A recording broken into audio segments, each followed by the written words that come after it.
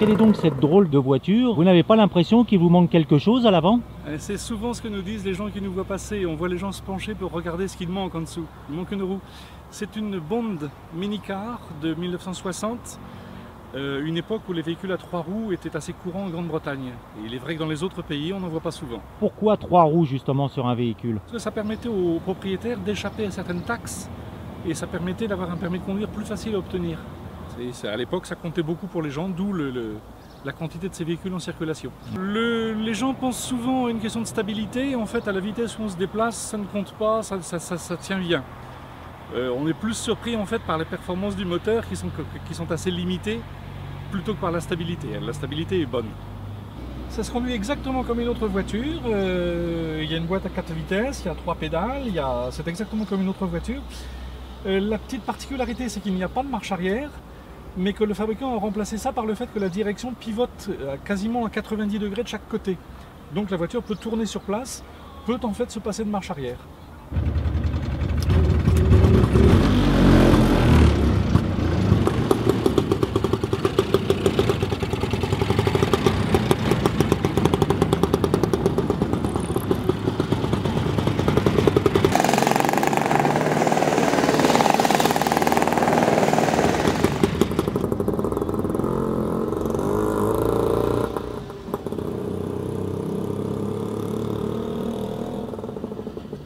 Ma voiture, c'est une Auto Bianchi Edenrock de 1965. Elle fait 490 cm3, créée par Fiat, Pirelli et une marque de camions en Italie, parce que Fiat ne voulait pas sortir de petits cabriolets. Donc ils avaient créé Auto Bianchi, c'était en 1958. Et d'où ce petit modèle décapotable qui est très agréable sur une base de Fiat 500. Donc, les performances? Les performances, une petite voiture qui roule à 90 km/h, elle fait 500 kg, un rapport poids-puissance correct pour 17 chevaux, c'est largement suffisant. Alors quand on conduit un cabriolet Edenrock, on a l'impression qu'on est dans une grosse voiture parce qu'il faut mesurer pour pouvoir rouler avec, mais on passe vraiment partout, on fait des petites rues où on passait tout juste, mais c'était fort agréable, c'est sensationnel. Berkelet, fabricant de caravanes des années 60, se diversifie dans l'automobile et fait quelques modèles, donc la Berkelet T60, celle-ci, en 3 roues, la plus belle, version en 4 places aussi pour d'autres, et puis 2 ou 3 versions 4 roues.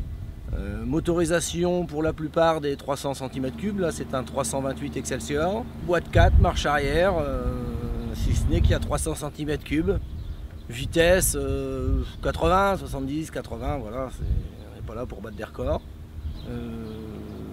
Frein hydraulique, mais on s'éclate. On s'éclate, t'es à ras du sol, tu roules doucement, avec une impression, une sensation de vitesse malgré tout importante. Voilà, non, c'est génial. Et puis tu as le regard des gens qui, quand ils s'aperçoivent, quand tu es passé et qu'il manque une roue à l'arrière, il n'y en a qu'une au milieu, c'est voilà, c'est génial, quoi. Et puis c'est un micro-car. Voilà.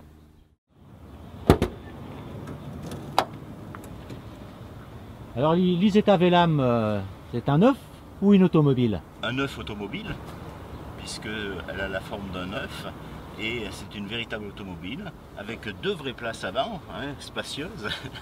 Elle a été produite seulement de 1955 à 1957.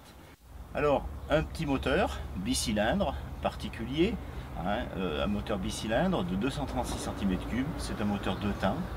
Là, malheureusement, hein, on n'a pas de coffre, hein, une petite plage arrière, un point c'est tout. Cette face avant qui s'ouvre, elle était en théorie prévue pour être garée transversalement, avec la possibilité de descendre côté trottoir.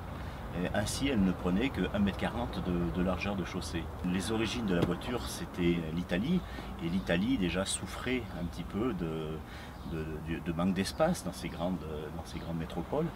Et c'était une voiture nécessitant peu d'espace, si bien pour le stationnement à la maison que pour le stationnement en ville. J'ai 2 petits-enfants et chaque fois qu'ils passent à la maison, ils me parlent de l'Isetta.